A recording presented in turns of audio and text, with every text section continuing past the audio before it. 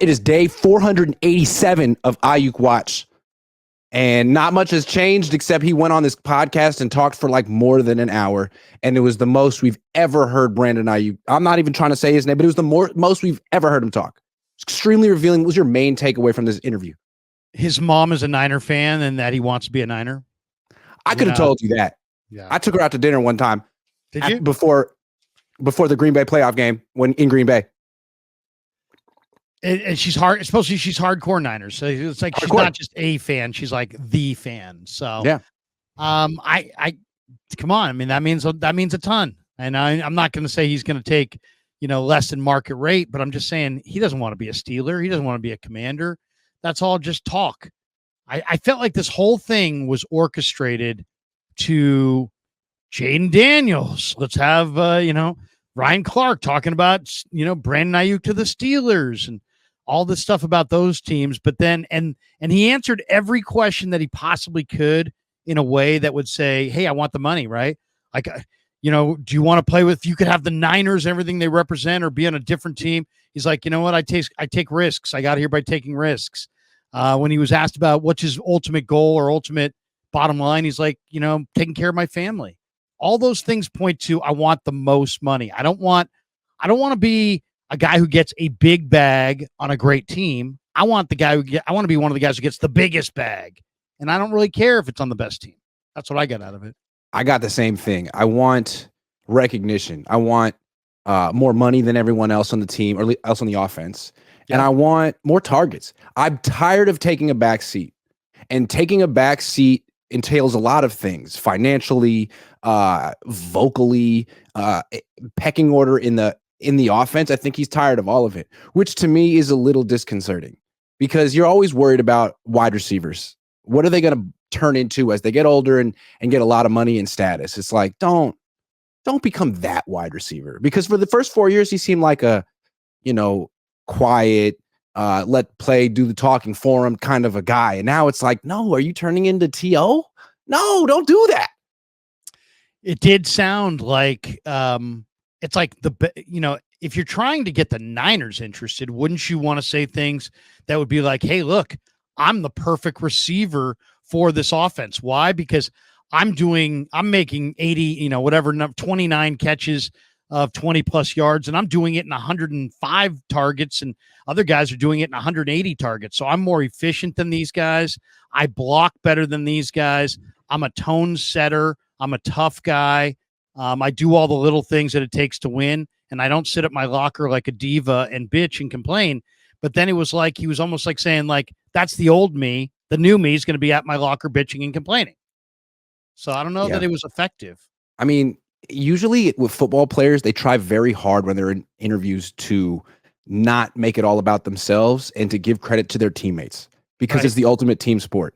And Aiyuk didn't do that. Aiyuk sort of went the other direction. Like, I don't care what they're getting paid. It's all about me. And, I don't care about, I'm better than Debo. Without saying it, he said, I'm better than Debo. Yeah. Over and over and over again. I can run better routes. I can play X. It's like, man, why do you have to diminish a teammate to make your point? Well, and more than that, I mean, it's like, he was basically like saying, I don't know or care or have any feeling about how this impacts the Niners and their ability to sign any of my teammates.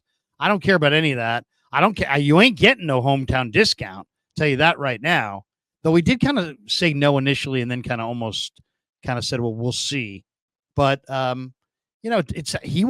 he's been the good soldier, and it's like, hey, you know what? Those days are over. It's now about me. That's what I got out of it. And also I like Brock Purdy, but I would love, he said it. You gotta own your words. He said it. He said, I think if I played with Jaden Daniels, that he could help me take my game to the next level. So Jaden Daniels is going to take you to a level that Brock Purdy is not taking you to right now. Is that what you're saying? Really? Didn't that bother anyone else that he was talking so freely about Jaden Daniels? Like, dude, you're on the 49ers. Brock Purdy's only been good to you. And you're over here like pining for Jaden. Come on. I would have been pissed if I were Brock. Yeah, I mean, well, I don't know if I mean, I think I'd understand it because it's like, hey, man, this guy's desperate to get his money, but it can't. I mean, it's not bringing you closer. Touting Jaden Daniels, and also, do you believe that? If you believe that, it's almost like, you know what, you almost deserve each other. Then, if you really think that playing with Jaden Daniels, a rookie quarterback, on that team is better than the situation you're in right now with Shanahan and these weapons and Purdy, I almost feel like saying, you know what, go check out if the grass is greener on the other side. Yeah. I don't know. Go enjoy Nashville. See how much you like Charlotte. I mean, they'll give you all the targets. No, nobody ever talks about, let's see. You can't make money playing this game if you don't stay healthy. It's harder to stay healthy when you're used constantly. Maybe you ought to look at your usage instead of as a negative, as a positive. The Niners' usage of you as a receiver, if nothing else, is just going to prolong and lengthen your career by subjecting your body to fewer hits. Why is that a bad thing? Yeah. I don't know. Yeah. I just felt like a wide receiver. Everyone calls Debo. 2 years ago, Debo Samuel was going through this. People called him Diva Samuel because he requested a trade. He never went on the pivot. He didn't have TikTok videos about. I feel like, honestly, Aiyuk's handled this worse than Debo did. It's fair to ask for a trade. That's business. But this is just gratuitous attention-seeking behavior. Well, Grant, first of all, the biggest part of the one part of that podcast that was unlike any other podcast that I've seen, and makes this a little different, I think, is when he admitted that he's making like a documentary.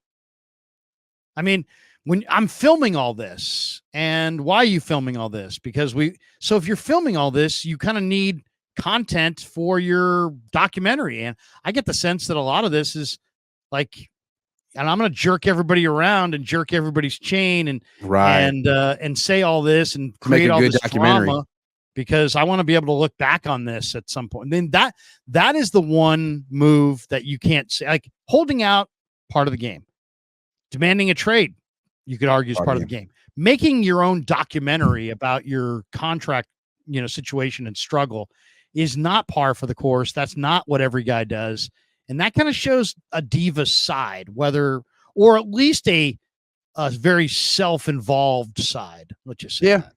All of a sudden, it seems like a guy that I didn't think had any interest in being a celebrity seems like he really wants to be a celebrity. It's not that he didn't have interest in it. He didn't know how to go about it, or he felt that he wasn't allowed to try to be one because of his place in the pecking order. But now he wants to be on TMZ. He wants to be on The Pivot. He wants to be on SportsCenter Top 10. He wants to be recognized among the best at his position.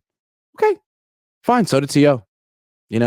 Maybe that's not the right person for this locker room long term. Like, let's just compare Aiyuk to Debo. We can only keep one. Debo's a little bit older. Not as good of a route runner, but he gets his production in other ways and scores more touchdowns. One guy wants to be here. One guy could take it or leave it. Does it make you rethink which one is better for the team long term?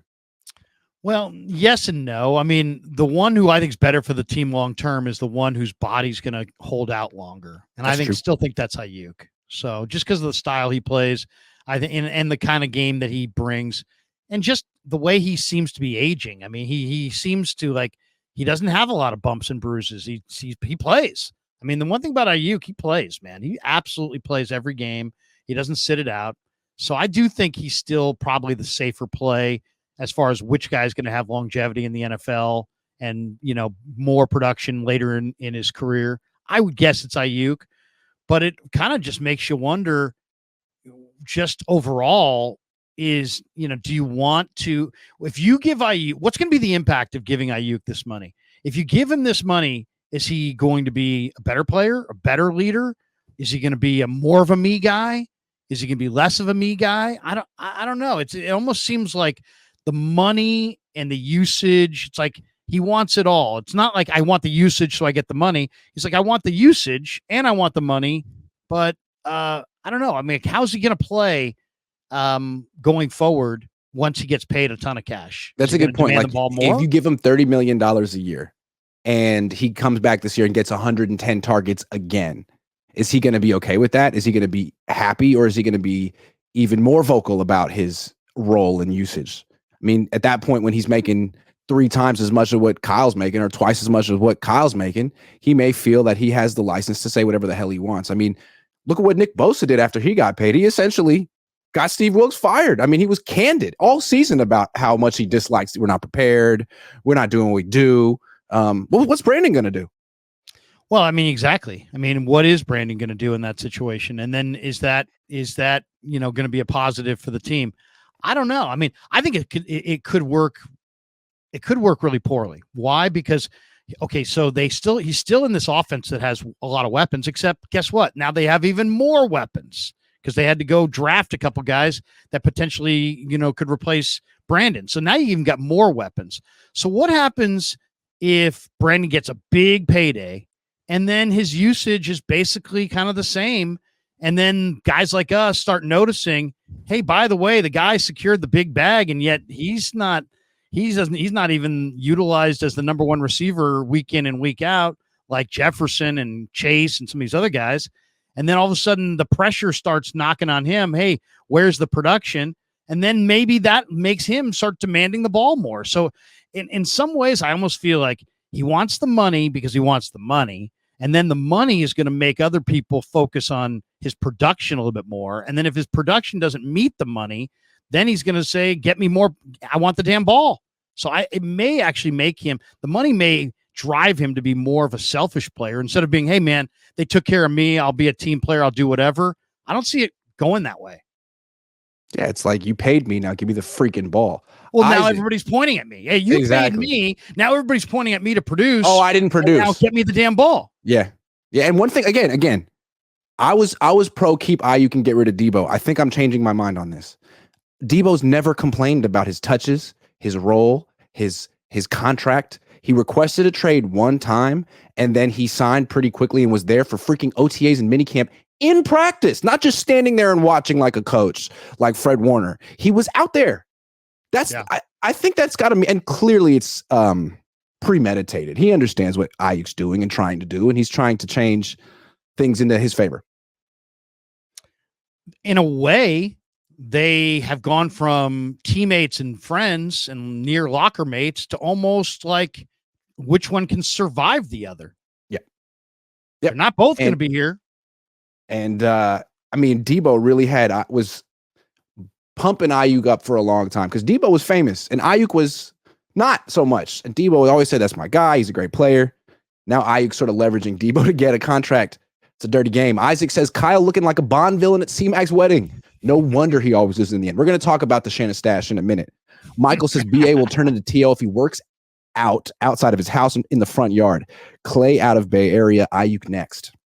We're going to talk about Clay. Hold tight. Michael, thank you for becoming a member. Drewish guy says he probably wanted Trey who can throw deep. He met with Jaden. He was like, he can throw all 3 levels. He can throw the deep stuff. He can hit the intermediate timing stuff, and he can check it down. Right? He made a point. So what is he trying to say about Brock? He can make any throw. When he was asked about Daniels, he's like, he's a leader. He's a smart player. He can make any throw. And then he admitted that he had a special connection with Daniels. So that was 5 years ago. What are you talking about? Yeah. Xavier says, I'm no offensive genius, but how come Shanny has never put Debo and CMC in the backfield at the same time? Split back every so often. Don't you guys think that would be a problem for defenses? I do. Yeah, like in an old 1985, like a pro set formation with one on each side. That'd be kind of cool. Or just in the shotgun. I wouldn't mind seeing Garendo in the backfield too. I mean, you're talking about a guy with 4.33 speed who's 220. Yeah, that'd be pretty cool. Yaz Williams says Debo is a walking highlight reel. He really is. Lucian LeChance, they're both number 1 receivers, frankly. They're both top 10 receivers. Lucian LeChance IV says, would you trade Brandon Aiyuk to the Commanders for Luke McCaffrey and a 2nd-round pick? Not for Luke McCaffrey. I mean, I know he's Christian's brother, and I know a lot of people said good things about him. But, the old saying, the film doesn't lie. I watched the film. He doesn't separate. He didn't separate at Rice. If you don't separate at Rice, you're not separating in the pros. So I need more than Luke McCaffrey in a 2nd-round pick. Kyle Levy stands on dumb, aka Brother Bob, been a member for 14 months. That's more than a year. Thank you very much.